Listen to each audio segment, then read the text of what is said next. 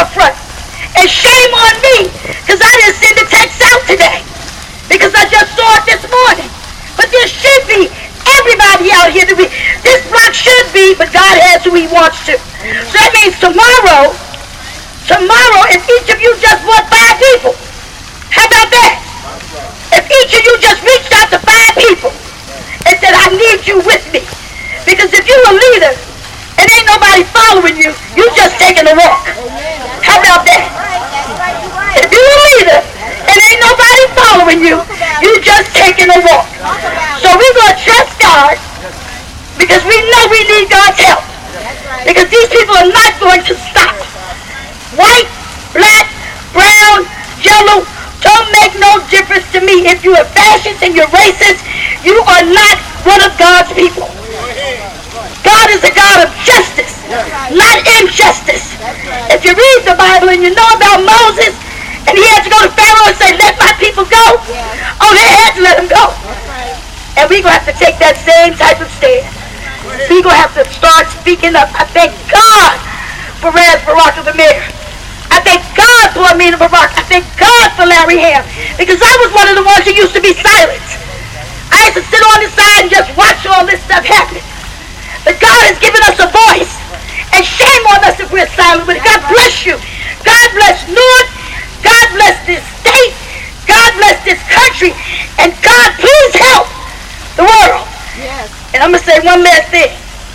He might not be scared to come for us. But he messed around with some of these other countries. They're going to call his bluff. So we better go ahead and stand up. Amen. God bless you. Thank you, Reverend. I want y'all to give a hand. We're going to hear from him shortly, Brother Zaid Muhammad. People have said I put out the call, but Zaid Muhammad wrote the press release. He set it up. So give Brother Zaid a big hand. Give him a big hand. Did James Harris leave? He was standing right here. James Harris left. Let's hear from my man. He's been on the phone with me all night, all morning. Street Doctor. Give him a big hand. Thank you. Peace, family. I'm going to be very quick. What happened, I was looking at the news yesterday, and I seen everything that was going down in Virginia. Something that Larry said, something that this brother, you sharp brother. Something this brother said, you know, Larry, that's why I hate to be almost last, because I don't really have nothing to say after everybody say it. You know, so I'm going to say just a little bit. But what happened, I was going through and was watching, and I said, well, what's going on? So I stayed up all night. This morning, because I'm still wounded from, and I got to say this, yesterday the mayor had almost 70 buses taking the kids up to a black bear thing. So I thought I was a kid last night, and I messed around in I'm messed up. As we speak, I'm playing basketball, all that. It was excellent. So I'm in the bed nursing my bones, and Larry's thing came up on the thing. And I said, oh man. God said, wrap your knee up, get dressed, call Larry, find out what's happening. So me and him, we went back and forth. So I love you, man, for making that call. All right. So anyway, this is to the rest of the people. So I said, well, what can I do, or what can I say, because I want to go against what this guy is doing. Now, this is my opinion. What I see is scripture. Many are called, a few are chosen. That's right. That's right. When ye shall see these things, know that the end is near, even at the door. You won't tell the summer from the winter. I'm hoping I'm saying it right. Well, and you won't, blood would be up to his horse bridle. I'm hoping I'm saying it right. I'm in the book, they said. And then they said that during this time, with the blood up to the horse bridle, then you had, I flipped from there and went to a place called Babylon, with some guy, he was similar to the guy that's today. I'm going somewhere with this. They didn't have Donald Trump's name in the book. I got to go back to the kids now. They had a guy named, he was a white guy. His name was Paul Revere. What's Paul Revere got? Paul Revere got a lot what I'm about to say. Paul Revere went on a horse and said, the British is coming. Do you know you had people during that time asking Paul, Why did he ride a horse? No, there's some deep stuff. Larry made the call. The mayor, he makes calls. And we follow the call. And the call is good. I don't ask the mayor, why did you make the call? I didn't ask Larry, why did he make the call? Just show up. So just like the brother said, Shaw brother, he said, I keep seeing the same people. But it's all right. Because pretty soon, you ain't going to see the same people because people going to wake up. Long as you don't stop. See, you can't stop. So I called my psychologist. This is going to mess y'all up. I'm closing out with this. His name is Dr. Curry. He is now in charge, the only black that's in charge of crises. But he's so humble, like the mayor, like you, Larry, like Bashir and the general. Y'all don't talk, y'all just do. You feel what I'm saying? So I called him and he said, Street, we gonna take this to another level now. So what we gonna do after this, Larry, right? We gonna agitate. They had a brother named Frederick Douglass. Excuse me, I see you looking at me, Larry, right? And he said, agitate. But I didn't leave it from there. I had to go and find out what that means. So to the old heads, the agitator in the washing machine, when you miss the stuff in your drawers, the agitator get it. So we are agitators. And I want to close out with my brother. His name was Vernon Johns. To the young that didn't know who Vernon Johns, read that story. Vernon Johns, I love you, Vernon. He was the one that they burnt his church. Told him, you do not teach.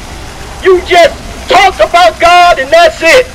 Vernon Johns said, I can't do it. So Vernon Johns went. But one thing he said, I want to close out with his.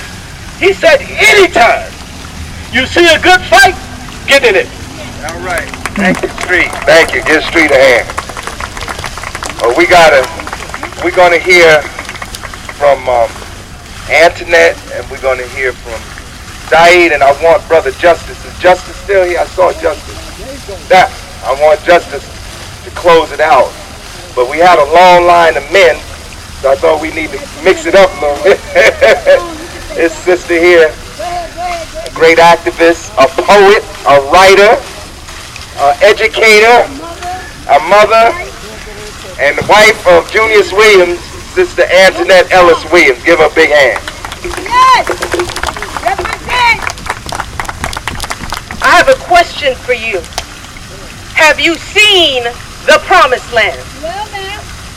The reason I ask you that question, there can be no justice and no commitment unless you have seen the Promised Land. King said, I've been to the Promised Land.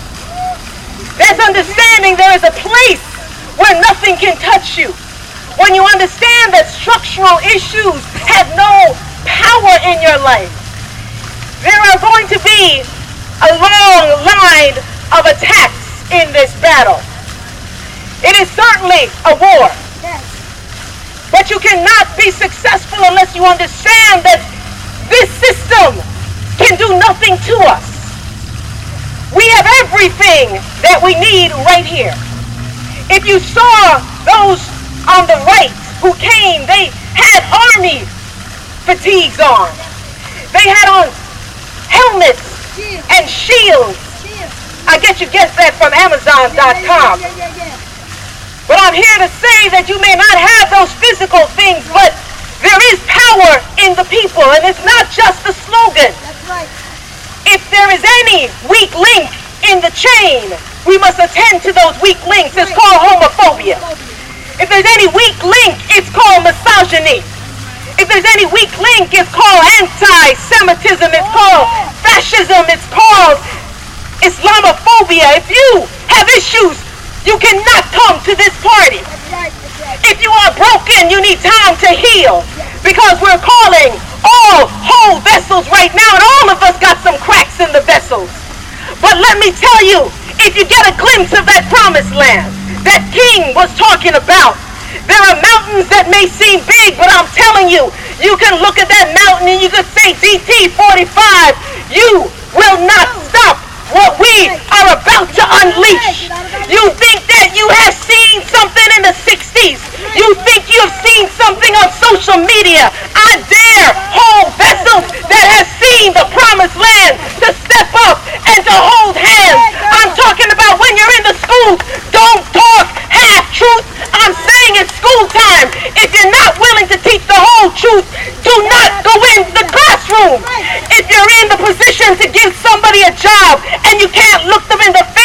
because you think their incarceration record is going to limit them.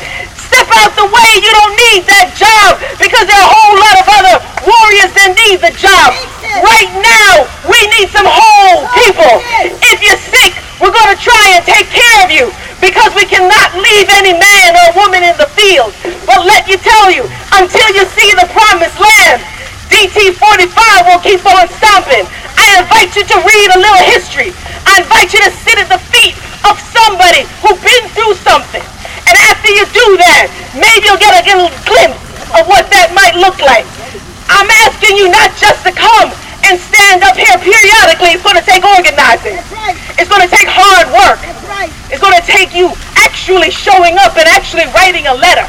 It's going to take you having some voice and sometimes sitting down and doing nothing. Keeping your money in your pocket. Walking away from some store sales. And until we do that, the promised land will elude us. Power always to the people. All right. That was powerful.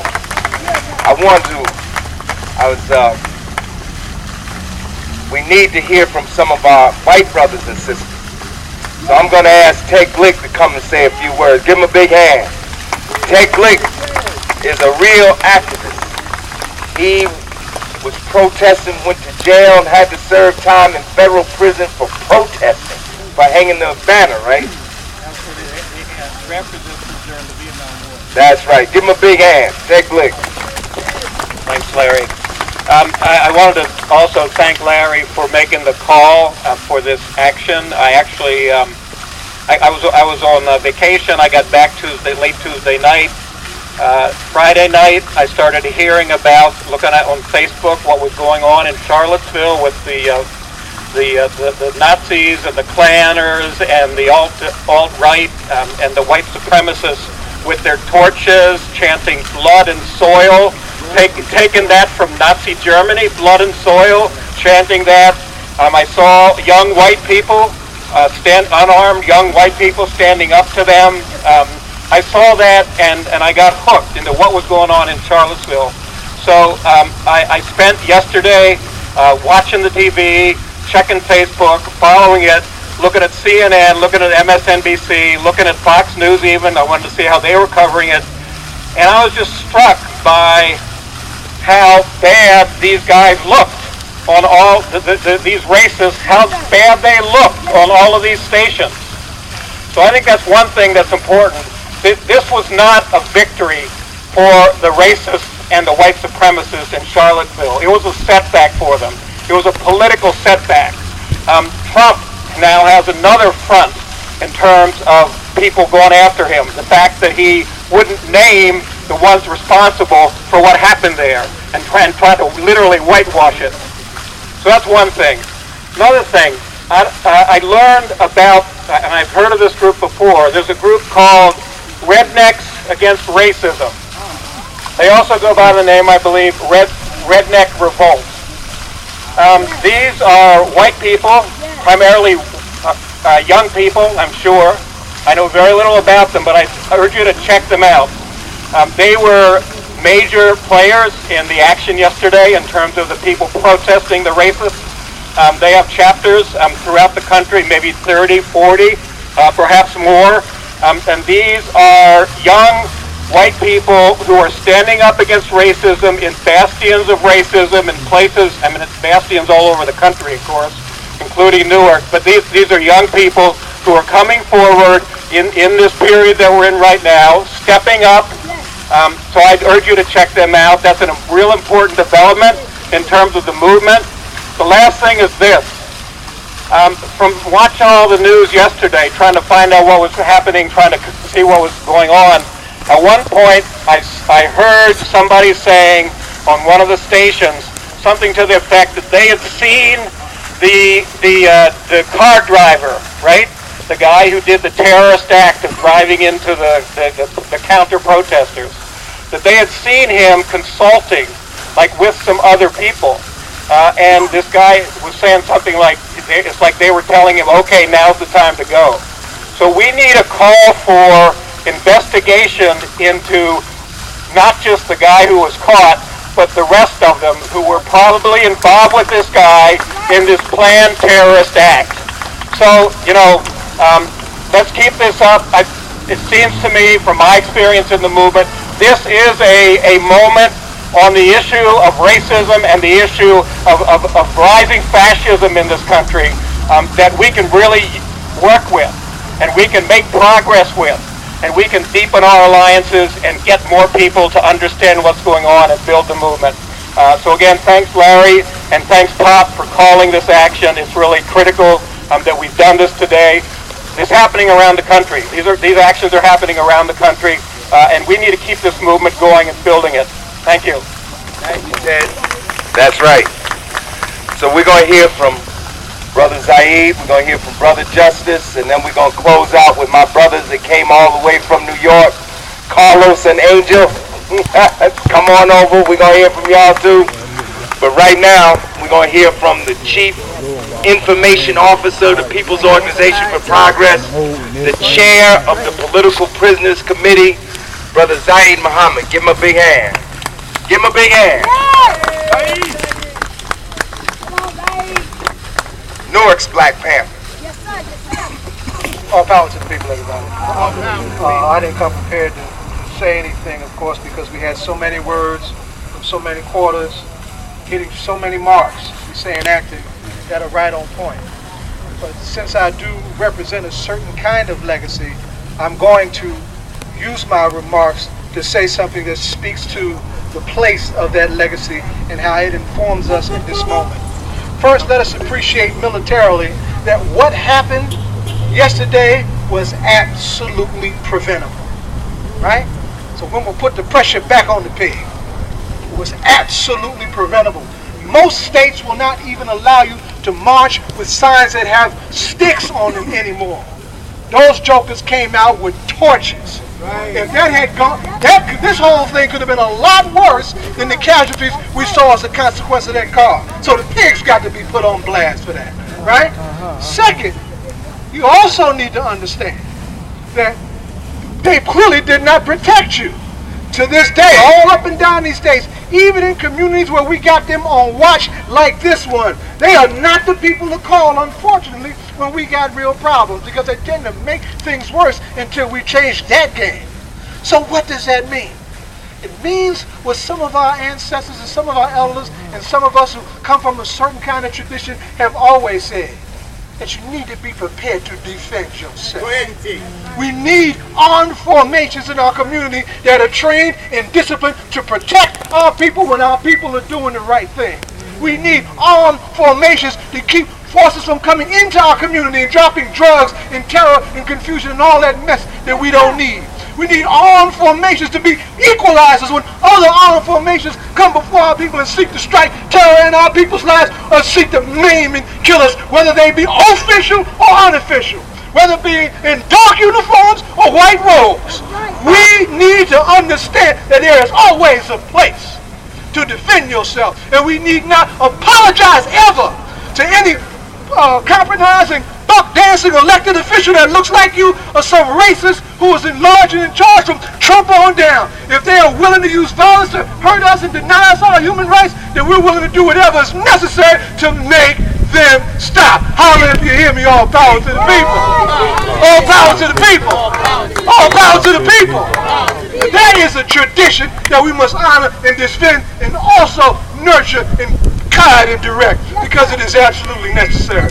So, as the party also said, we bring it back to the political mission, the political point of challenge. Back in 1969, the party called for a national united front against fascism. Guess what? We need to be sounding the drum on that march.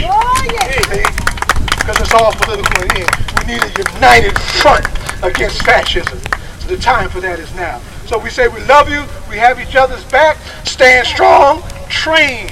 Challenge our young folks not just to show up, to make sure that they are properly trained in everything they need to be trained into, from prayer to packing whatever they need to pack. Holla if you hear me. All power to the people. Give him a big hand, Brother Zaid. And tomorrow you're going to be on top. You're going to be at the top of the list tomorrow, I promise.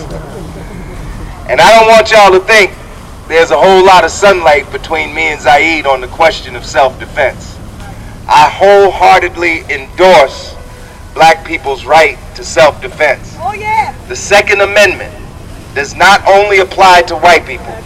It applies to black people, yellow people, red people, white people. It is a human right to defend yourself against unprovoked violence. So I want people to understand that on that question that he and I share a perspective. At this point, I want to introduce Brother Justice. Brother Justice, I met, I think, for the first time at a rally outside of Trenton, what they call it, New Jersey. New Jersey State Prison. He was at a rally. He's an advocate for our brothers and sisters on the other side of the wall. And he runs a poetry slam every Friday night at Source of Knowledge Bookstore. He is really connected to the young people. And y'all, as long as the People's Organization for Progress is in existence, you're going to hear more from Brother Justice. Because we're going to give him a platform. Give him a big hand. WBAI, that's what we first met. BAI. I was up there and you was on the phone. Listen, I'm honored to be in the presence of great people, of family, of Street Doctor, got H.L. Kirby. We here, we doing the work every day. I'm going to keep it short, I'm going to keep it sweet, because I'm not about a whole bunch of dialogue when it comes to these issues, because A, I'm not happy. You know, and the reason I'm not happy is because this should be filled up with youth. When we go home today and when we go back to where we gonna go, ask your people, I don't care if they relatives, why they wasn't here. Bring them. Because we need a transformation. I had a transformation, like the brother said, my history, I was inside prison. I spent a lot of time inside prison, but I used that time to transform. And I had a determined idea when I got out I was gonna get fully involved in all advocacy and social justice issues, a life of service. But my point is, it's not about me, it's about the transformation. Right. That's the individual transformation. The nation needs a transformation. Right. And I want somebody to tell me why North ain't gonna be on the forefront of America's transformation. Why CNN ain't gonna have the cameras right here, showing that we ain't having it. I don't want to say much because, personally, you know, some people say I have some radical thoughts, and I don't really like to express them publicly, to tell you the truth. Shut it down. Don't ask me nothing. I mean, shut it down. Fill these streets. It ain't business as usual. T. The buses shouldn't run. Employers should stop getting all the money. Make it difficult, because you know a lot of these stores down here, people don't live around here. You know, so make it a little difficult to come to work, to get that money and take it back to where they came from. But we need the youth involved. I was over there speaking to the youth because it's like trying to crack a code. How can we get them interested? We all been through it, and the young brother said, Bashir, man, they're so blessed to have you as a father. I don't see where you at, but they so blessed. But the young brother said, you know, well, they stupid. I said, well, that's not a strike against you, because some of the most outspoken and passionate people I know at one time were stupid, because let me tell you something. They manufactured dummies. Right. I was a manufactured dummy, growing up in these streets, running around these same streets, acting a fool, and I paid the price. But I made sure I got the most out of it, that transformation. So anything that we can do. When I leave here, I'm going to a place with a whole bunch of people. This is going to be on my mind. This is going to be on my tongue. I'm going to ask people why they wasn't here. And tomorrow, like my dear cousin said, bring 5 with you. No reason not to. So thank you very much for the time, just to share my voice and my opinion. And that's it. Thank you very much. Brother Justice, we're going to hear more and more from Justice. You know, just 20 yards from here, In 2001, I burned the Klan flag. That's right. I burned it. We burned. Was it here or over there? Oh, I think it was over there in front of Lincoln statue. We burned. The Confederate flag is the flag of the Ku Klux Klan. It is the battle flag of the Confederate Republic. It's the flag that they carried into battle with them. And I don't think anyone except maybe Marion was here in the 80s. Now I'm going to tell you how the Klan is. At one time, the national headquarters of the Ku Klux Klan was in Kenilworth, New Jersey. Is that right? In Kenilworth, unless you think that this is a southern institution, it was in Kenilworth, New Jersey, the national headquarters of the Klan. And in the 1980s, shortly after the People's Organization for Progress had been formed, that was around 83, 84, the Grand Dragon of the Ku Klux Klan said that he was going to hold a rally on the steps of City Hall in Newark, New Jersey. Can you believe that? He said he was going to be on the steps of City Hall on such and such a day and at such and such a time. Well, we went to the steps of City Hall at such and such a day and at such and such a time, and the Klan never showed up. We're going to tell the Klan, we are not afraid of the Klan. They are a terrorist organization. They terrorize people, mainly black people, but not exclusively black people. The Klan's ideology was against Catholics. You know, Kennedy had a problem when he ran in '60 because he was a Catholic. They didn't want Catholics in here. The Klan didn't like Jews. The Klan didn't like all kind of people. But we're not afraid of the Klan, and we're going to unite and fight the Klan and all of its manifestations. Now, our brothers came all the way over here from New York City, Carlos and Angel, so they're going to close us out today. Give them a big hand. Give them a big hand. I want to say power to the people.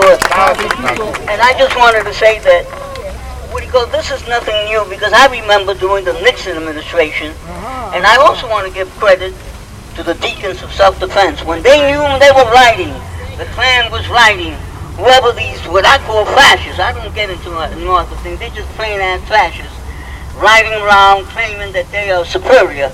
But I know the psychiatrists must make a bag full of money. I retired as a social worker. I'm not getting involved in that. But I just wanted to say this, that we gotta remember, like you said, this is the Second Amendment, but this is the Constitution. If you say that you live in a so-called free capitalist, society in America, you know that you have the right to defend yourself.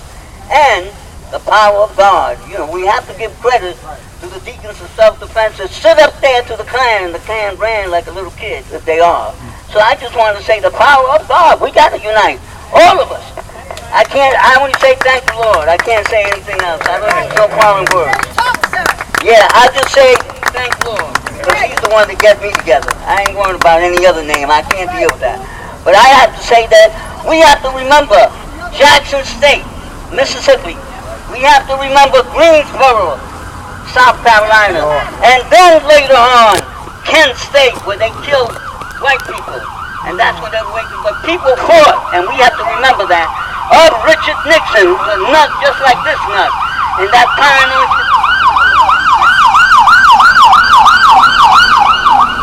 We have to remember all these years before of Richard Nixon that has the same game as this nut here now. This paranoid schizophrenic that's riding around opening his mouth and don't say something. I was just reading in a foreign press that said that a Republican senator said, get this nut, this madman out of the House, because he's out. That's right. So I just want to say we got to continue to fight and struggle and unite with all forces up here, and especially the believers and the non-believers. That's all I have to say. And we have to thank God that we're here, and we got to keep on pushing. Like the impression said, Curtis Mayfield, we got to keep on struggling. Here, brother. Yeah, power to people. One more time, Carlos. Sister, we need to send you on a global tour because if you could talk that talk around, we could have some peace around. Let's see, sister. Thank you. And thanks to the chairman for giving back a little history because the Klan in Newark, that sounds unimaginable, but then again, what we saw today, some of us still think it's unimaginable. And because of that, we need to really unleash our imaginations here because prepare not just what we have to do, but what could happen because who knows what could happen. I mean, it could have been a massacre yesterday.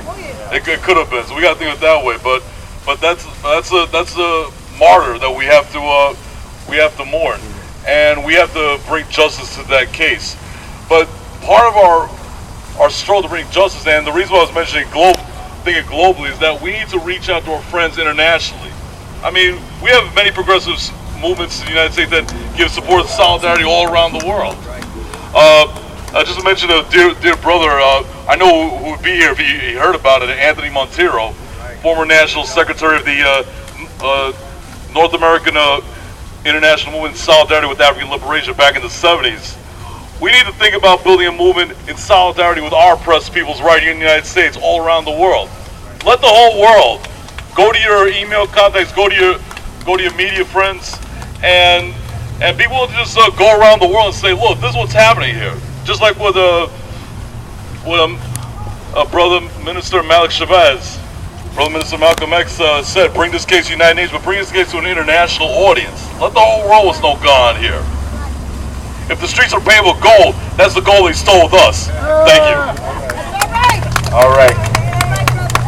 All right, everybody. Thank you for coming out. Look, tomorrow at 5 o'clock, meet us in front of the Federal Building, 970 Broad Street. This is going to be the first, probably, of a number of anti-racist actions that we're going to have.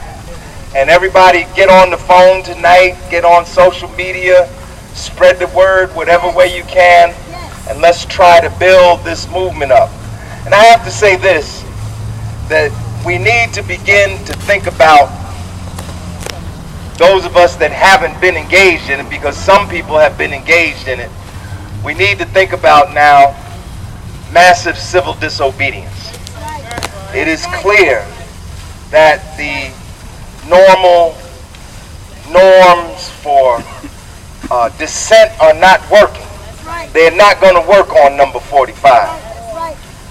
We should continue to write letters. We should continue to make phone calls. We should continue to march. But I think the time has come for those of us that have not engaged in massive civil disobedience. It's time to organize that. And also, it's time for us to register and vote. So we need all aspects, all tools, our votes, our dollars. I tell you where else I'm going to be. I'm on August 23rd. I'm going to be in front of the NFL headquarters supporting Colin Kaepernick. Yes, we need to support that brother. He went out there for us, and we should not leave him hanging. He should know that he has the love of the people nationally. And let me just close with this. I am a product of the Black Power movement. At the age of 17, I was appointed to the Board of Education by the first black mayor. The first black mayor was a product of the uprising of 1967. And in 1971, I was appointed.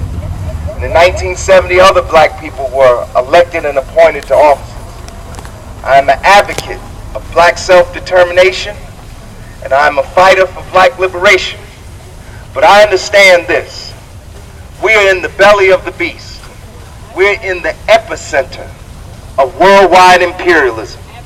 It oppresses us here at home, and it has the people of the world in its grip abroad.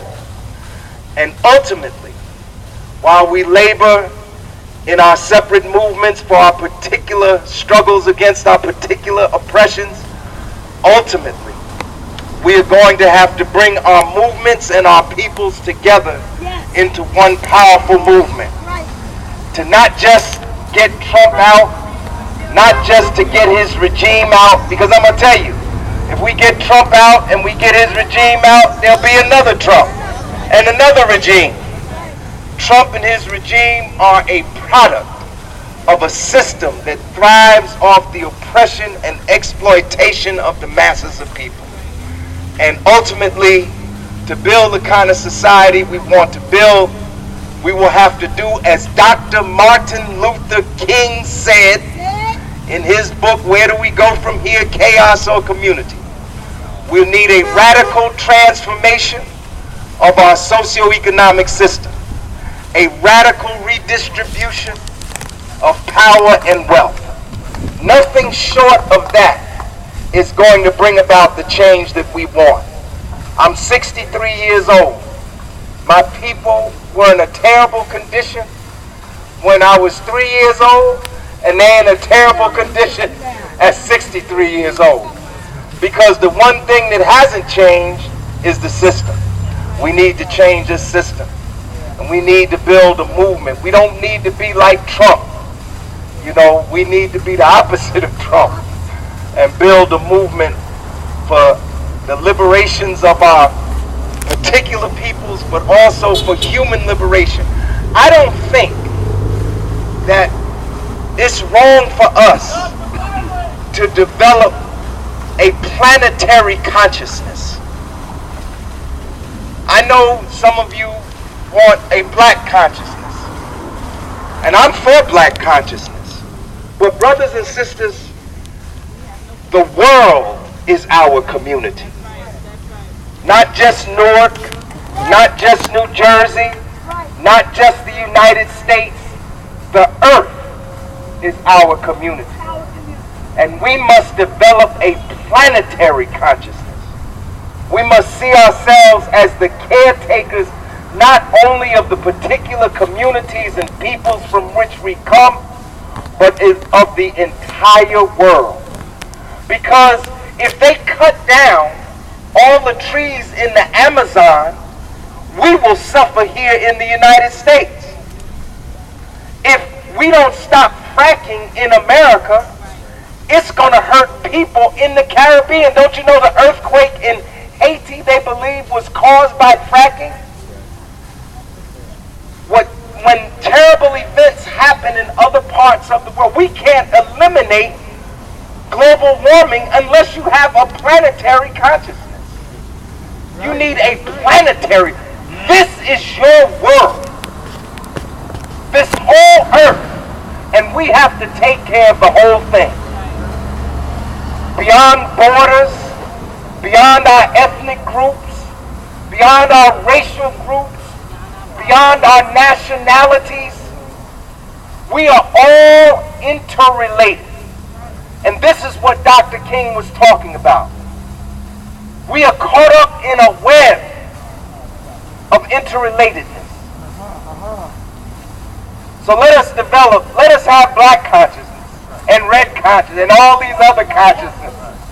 But let us have a planetary consciousness, a human consciousness that embraces everything, not just people.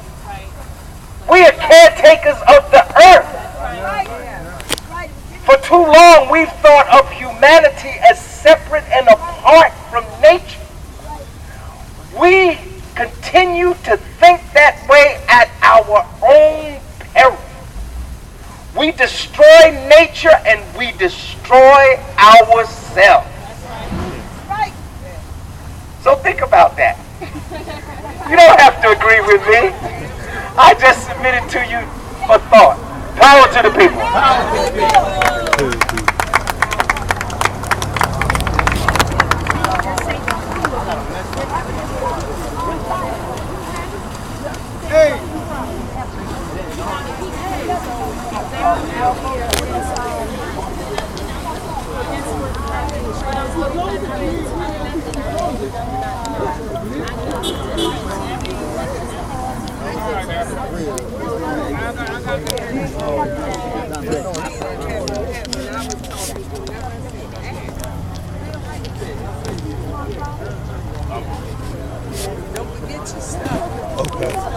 Yeah, he done put on more things, huh? Yeah, I recorded. a lot of it. Yeah, that's all right. You're all right. Yeah.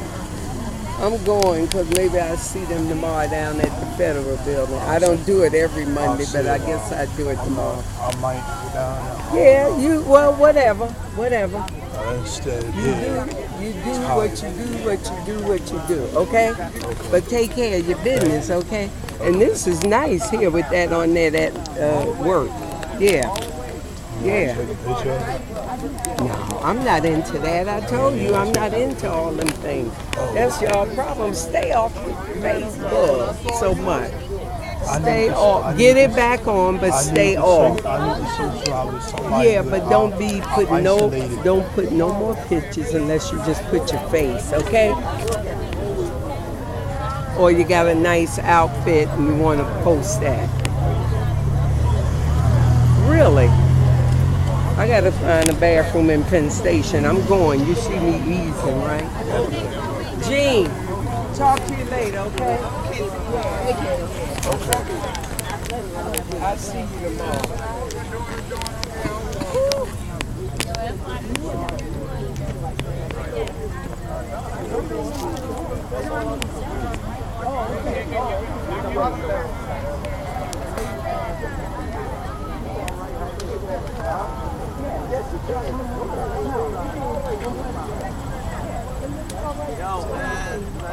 Thank you. How you been? Two heads are better than one.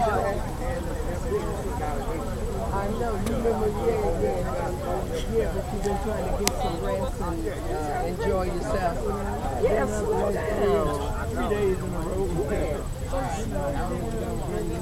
I know it's hard because you've been doing this so long.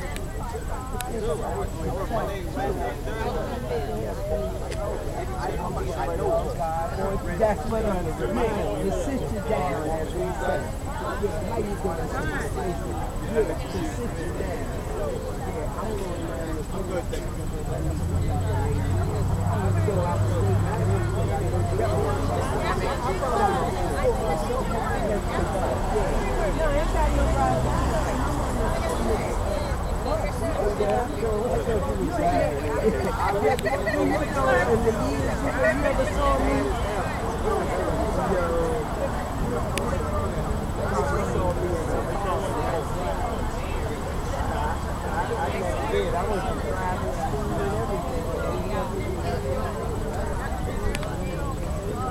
my husband's insurance outright.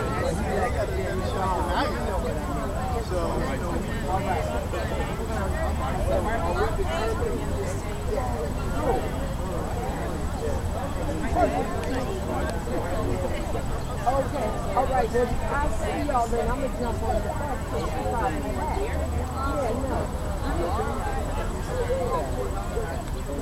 Yeah, because I know the downloads are better, so I'm going to go use it. So if y'all come back